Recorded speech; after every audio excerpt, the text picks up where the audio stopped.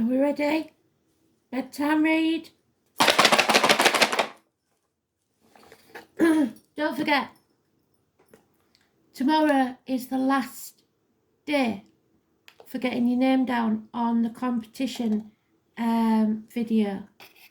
You have to put your date of birth, not your name, in the comments underneath the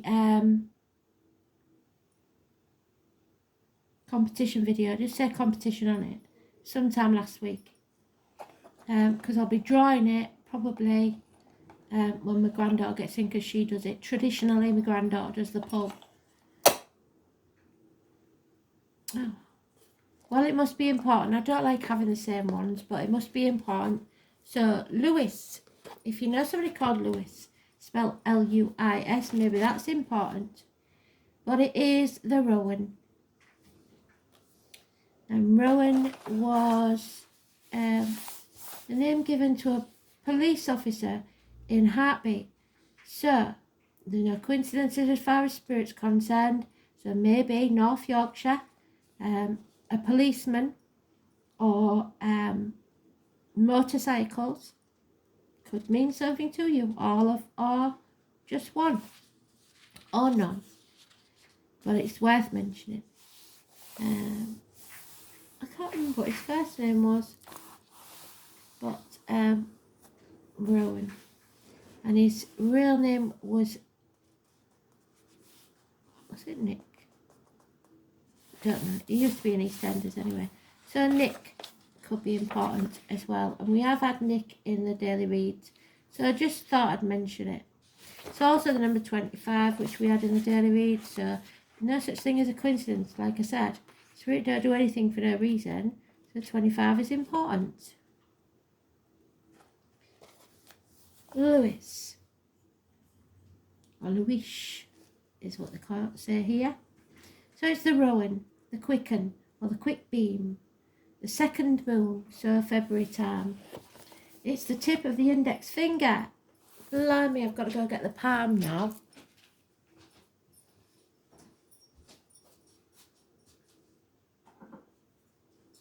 One day I'll be organised, won't I?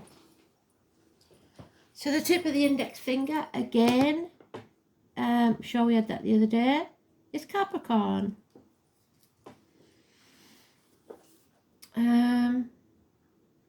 Liath, the colour, whatever that is, it's like a grey apparently.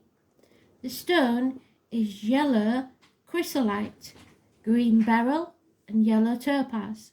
The bird is the lackle, the duck. The symbol, Sequana, the goddess is Sequana Brigid, 1st of February. It's the day that I did my Facebook page. We've been through that though, haven't we? And Bowen. The symbols, the three phases of goddess. White blossom for the virgin, the maiden. Red berries for the menstruating woman, the mother. And black bark for the old wise woman, the crone. The planet Vesta. The musical note of D. The message is vision and magic. The word is flame, herb, delight of the eye, sustenance of cattle. So those born in the year of the ox or a Taurus could be important. And the fire signs. The flower essence is clematis and elm. Rowan is also called mountain ash and quicken. It is a small, delicate goddess tree found in mountainous areas as well as our gardens.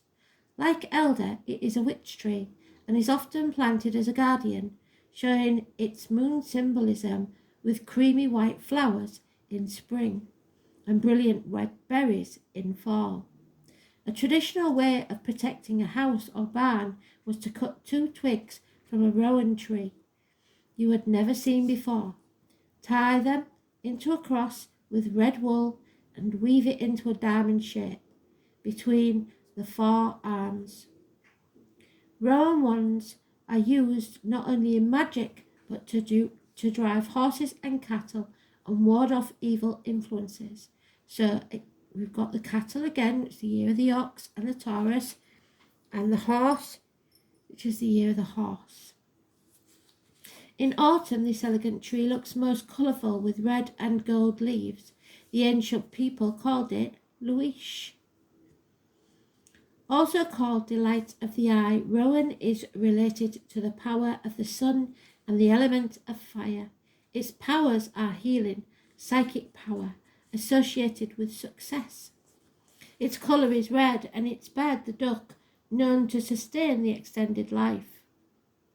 Because the rowan gives special insight, it can be seen as a tree of protection against enchantment. It provides forewarning for things of which we may not be aware, and they've been telling us that for quite some time, haven't they? Be alert, be aware, because the unexpected. Lewis tells us to look within and seek the insight necessary to overcome our problems. It lets us know that the inner vitality necessary to us is available. Lewis describes a vast sea of flooding vitality, waiting to be trapped.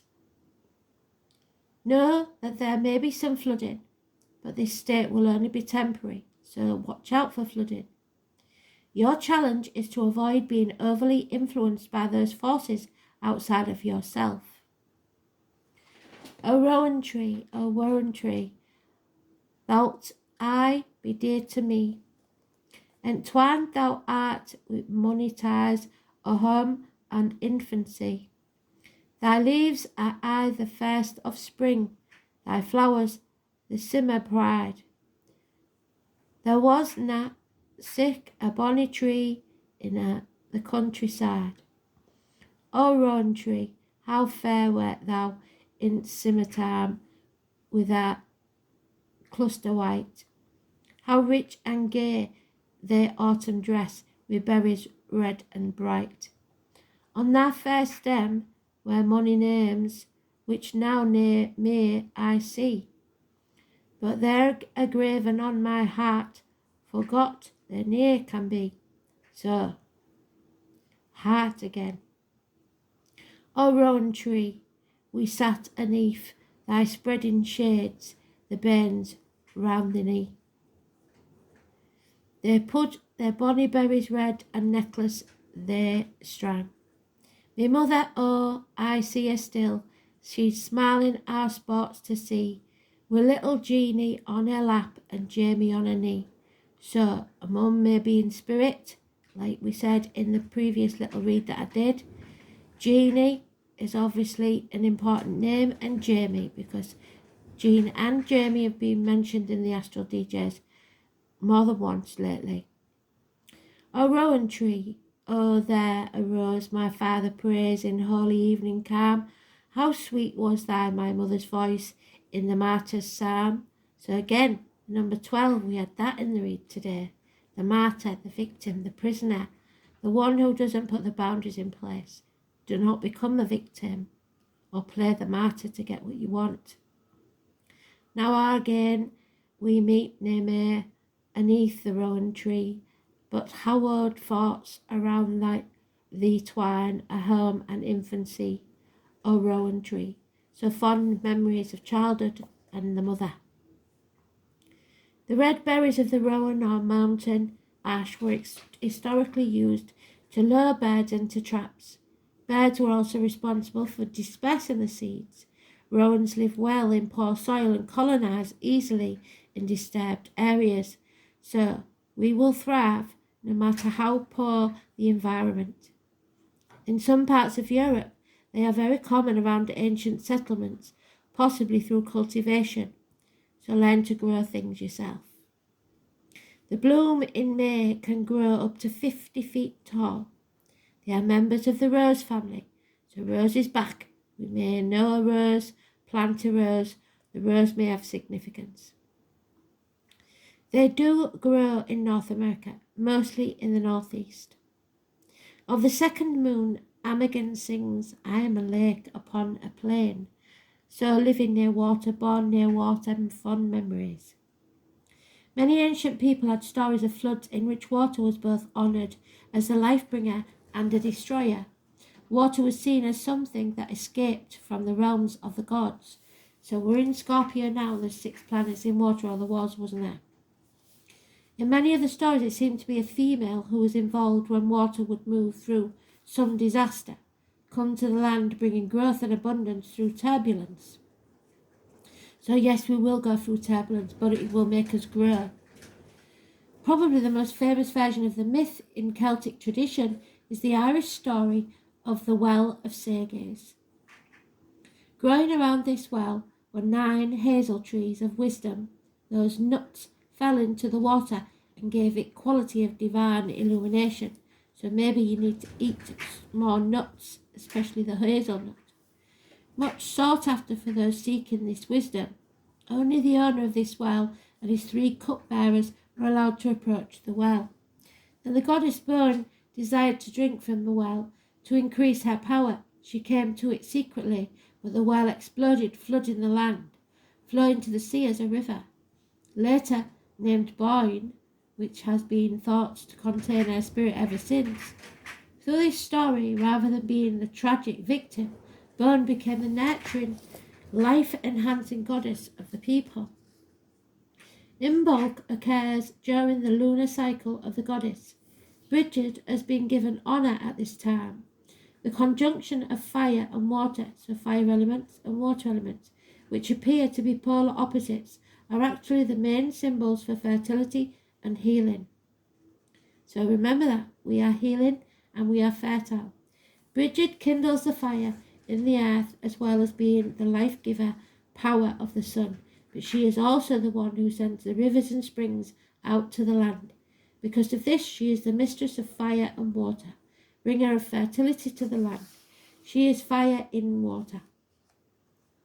The fire symbolism of Imbolc is placed right in the middle of a time when we are surrounded by water in the form of great floods. This last long ending of winter is often a time of heavy rains and snow. Because the sun is beginning to offer longer periods of light and warmth, frost is no longer holding deeply in the soil, but it is now melting and seeping into the earth, bringing texture to the land and getting it ready for new growth soon to emerge. This is the quickening, but we also know that there's a time when you're pregnant that you quicken. The old ladies used to say quickening, when you get to about 12 weeks and you feel it move for the first time. That will soon give us the early signs of spring, with bulbs pushing themselves up into view. For us, that means it is time to thaw out our spirit and warm ourselves. So 12 weeks from now, allowing a thaw from the winter cold darkness, preparing for our own new growth. So in the movement of the cycle's energy, we first become aware of the growing water of emotion, feeling its pressure upon our quiet spirit, so long in the dark. We find ourselves yearning to begin a time of conscious manifestation. Then at the full moon, we may allow the well or our emotions to spill over and observe how this loosens our heart and spirits and brings us a period of fertile growth and possibility. It is time for us to thaw, release our spirits and find new growth and exhilaration in fresh, life-bringing waters. All on a plain there stands a lake, a magic mirror doth it make, and gathered on a wintry night ye may behold a wondrous sight, for in that lake reflected are the Lady Moon and Morning Star. So 17 and 18. Across the sky they journey on, and to her son they sing this song. Cradled in my loving arms, your dream unmarred by fear of harm. Swift be your ride in the heavenly boat, as on the Milky Way we float. Where turns the crown of northern wind, a silver island shall you find, and on that isle a castle white, wherein is peace and calm delight. Inside that castle's silver wall there stands a dark majestic hall, and in that hall a lady fair, the end of all desire is there. So slumber deep, thou heavenly twin, and so thy journey soon begins. For that they who in love's flame will die shall rise again, I promise thee. On the earth, in the air, through the fire and the water, I am Breath, the rowan moon's daughter. So why a duck in the next place? Not hard. This is the month of floods when the ducks swim over the meadows, and grey is the colour of the flood water and the rainy skies. Topaz. The physical properties of topaz. Topaz is colourless, yellow, red-brown, light blue, pinkish red or pale green. A form of fluor containing aluminium silicate. The colours are rarely vivid and pink is the most valuable colour. Topaz has a hardness of 8 on the Mohs scale and a specific gravity of 3.53 to 3.56. So the number 3, 53 and 56 could be important. And the number 8, which is strange because that's my door number. Metaphysical properties of topaz. Topaz is an empathic stone. Its energies spread out like the warming rays of the sun, soothing and healing and giving life to all they encounter. The subtle rays of energy spread topaz gift of positive energy to all who need it. Topaz clears and heals your auric body while it balances energy flows in your physical body. This can recharge and renew your energy levels, leaving you more motivated and better able to tackle life's challenges. Topaz can also protect. It shields your auric energy from negative influences during periods of change. It is a good crystal for time of crisis or rapid life changes. It allows you to tap into your own inner resources for the strength to complete the task at hand. So let's all go rush out and buy a bit of topaz. The energy of topaz radiates outwards in all directions. This can teach you to allow your own visions to project in more than one direction. This is especially beneficial to those in the arts or sciences because it can help you to see solutions in unexpected places. Topaz soothes and calms the nervous system, making it an excellent stone for relaxation and meditation. Oh, I might have one then. By neutralizing distracting influences, it can reduce stress and make you feel more at peace. Topaz can help you find the path to your goals. Its subtle energies can help you to pierce the gloom of uncertainty, to illuminate your way to success. Physically, topaz is said to be beneficial to the nervous system and the blood. It can also reduce the stress that is root cause of many of mankind's ailments. Topaz is a good choice for those born under the zodiac sign of Aries, Leo, and Gemini. Sequana. Water is the daily necessity for earth's creatures. When the continental Celts were looking for new homeland, they ventured west from the known river valleys of the great landmass we call Eurasia. Just beyond the great mountains, the Alps, they discovered sweet and abundant water, fertile soil, expansive woodlands, and plentiful fish, game, berries, grasses, fungi, broadleaf plants necessary to support their tribe. We say the Celts originated in Alsace in northeastern France about 3,500 years ago. We know they didn't spontaneously generate. Where and how they lived before that time and place are questions whose answers lie in prehistory. We do not know that Celtic spirituality was, in its roots, animistic. Spirit was alive in every living thing, non-anthropomorphic. The source of life and death was water, land, plant, animal life. Tribe-specific. In France alone, there is evidence of several hundred deities, and a spirituality of place of major landforms that define the world. Rivers, springs, forests, animals, heavenly bodies. To the extent that Celtic spirituality was theistic, the creator, sustainer, destroyer of life was typically a goddess. The Celts who settled at the source of the great river, defining their homeland, called the river Squan, a Celtic word describing the shape of a snake. Squan then was river and goddess. In my mind, she was Mother Snake, source of life, for her flowing waters sustained the tribe the same way mother's milk nurtured children through infancy and early childhood. Sequana is the Latin word for the Seine, the most famous of the 5 principal rivers of France, and also the Celtic Squan. the mother goddess of the tribes of Celts who lived on our shores and islands 3,000 years ago. She was river, goddess, the living spirit of land, ODV. The Seine runs from its source west of the Alps through the heart of Paris to its mouth in Le Havre, where it joins the English Channel and the waters of the Atlantic Ocean and North and Irish Seas. In Celtic spirituality, the spirit of the land was often embodied in water, in springs, rivers, lakes, and later the sacred or holy wells. Sequana is both the surface and underground waters of the Seine, and her tributaries also all of the lands drained by them. She is a watershed deity, alive today in the network of watersheds in the Paris basin, and in the hearts of some of her people who remember. She is mother of the clan, Snake River, bestower of health. In her arms she carries the overflowing cornucopia of abundant giving land. Her sacred animal was the duck. From living river, flowing like a river to the sea, love flows through you, and it flows through me. Water belongs to the earth and all species, and is sacred to life. Therefore the wild water must be conserved, reclaimed and protected for all future generations in natural patterns respected. And I'm afraid we've found out that the people that look after our water haven't been looking after it. Water is a fundamental human right. Now, you won't believe that, would you? Because they make us pay for it. And a public trust to be guarded by all levels of government. Therefore, it should not be commodified, privatised or traded for commercial purposes.